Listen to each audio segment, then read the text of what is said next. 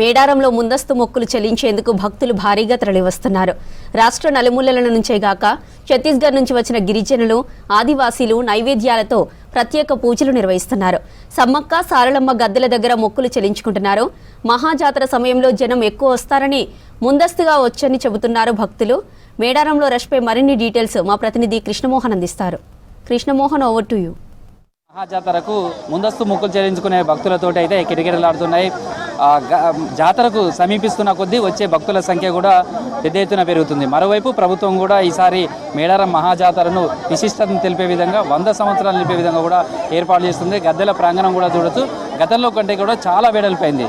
Same టైంలో గద్దెలతో పాటు గద్దెల ప్రాంగణం ఇవంతా కూడా వెడల్పు చేశారు. తర్వాత ఇక్కడ గుడి సంబంధించినటువంటి పునర్నిర్మాణం కూడా కొనసాగుతుంది. ఇక్కడ ఎలాంటి దేవతా విగ్రహాలు ఉండవు, లేకపోతే ఎలాంటి వేద మంత్రోచ్చరణలు పూజలు ఉండవు. కేవలం ఆదివాసీల సాంప్రదాయం, వాళ్ళ నమ్మకంతో ఈ జాతర అంతా కొనసాగుతుంది. చూడొచ్చు, ముందస్తు మొక్కులు చెల్లించుకోవడానికి వస్తున్నటువంటి భక్తులతో అయితే మొత్తం ఇటు సమ్మక్క సారలమ్మ, పగిడిద్దరాజు, గోవిందరాజు గద్దెలన్నీ కూడా కిటకిటలాడుతున్నాయి. వచ్చిన వాళ్ళు కూడా అమ్మవారికి ప్రధానంగా చీర సారతో పాటు బెల్లం సమర్పించడం అనేది చూస్తారు.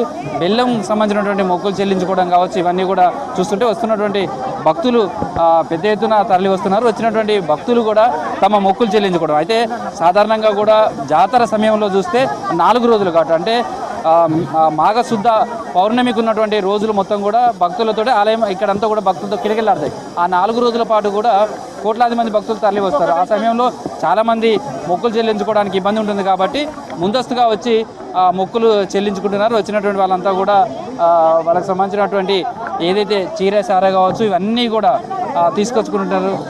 ఎక్కడి నుంచి వచ్చిండు? భోజరు. ఏది మరి ఇంత ముందు వచ్చిండ్రు? మరి కొంచెం జనం రద్దీ తక్కువ ఉంటుంది కాబట్టి ముందే వచ్చేసిన, ఇంకా ముందు బాగుంటుంది. ఎట్లుంది ఈసారి జాతర అంతా చూస్తే? ఇక్కడ చాలా మారింది, మార్పిడి. అమ్మ, ఇదివరకు వచ్చినప్పుడు ఇప్పటికి జాతర ఏమైనా తేడా కనబడుతుందా? మంచిగా అవుతుంది, ఏమైపోతుంది? అంతా మారింది మంచిగా, కొత్త అన్ని కొత్తగా చేసిర్రు. ఎట్లా అనిపిస్తుంది రోడ్లు కానీ? మంచిగా అనిపిస్తుంది.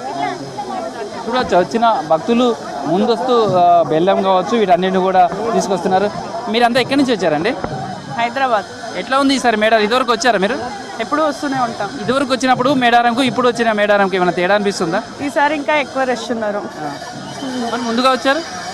ముందు వస్తేనే రష్ ఉన్నారని వచ్చాము, ఇప్పుడు కూడా ఉన్నారు. సో జాతరలో జరుగుతున్న పనులు కానీ ఇవన్నీ చూస్తే ఎట్లా ఉంది అప్పటి జాతరకి ఇప్పటికి? బాగుంది. మేము ముందు వచ్చినప్పుడు ఇంకా బాగుంది, ఇప్పుడు చాలా మంది అయినారు, ఇక కొంచెం తోపులాట ఉంది. సో ప్రస్తుతం అయితే జాతరకు సంబంధించినటువంటి భక్తులు జాతర సమయంలో మొక్కులు చెల్లించుకోవడానికి కొంత ఇబ్బందిగా ఉంటుంది కాబట్టి ముందస్తు వచ్చి మొక్కులు చెల్లించుకుంటారు. జాతర సమయంలో వాళ్ళ కుటుంబంలో ఉన్నటువంటి ఒక వ్యక్తి, ఒకరో ఇద్దరో వచ్చైనా సరే ఖచ్చితంగా మేడారంలో తమ మొక్కులు చెల్లించుకోవడం అనేది వస్తుంది. మేడారం పరిసర ప్రాంతాలంతా కూడా భక్తులతో కిటకిలాడుతుంది. ప్రస్తుతం అయితే జాతరకు సంబంధించి కూడా ఇవాళ ఇటు మంత్రి సీతక్క తర్వాత జిల్లా అధికారులంతా కూడా ఎప్పటికప్పుడు క్షేత్ర పర్యటనలు చేస్తూ కూడా జాతరకు సంబంధించినటువంటి పనులన్నీ మరింత ముమ్మరమయ్యే విధంగా కూడా చూస్తున్నారు.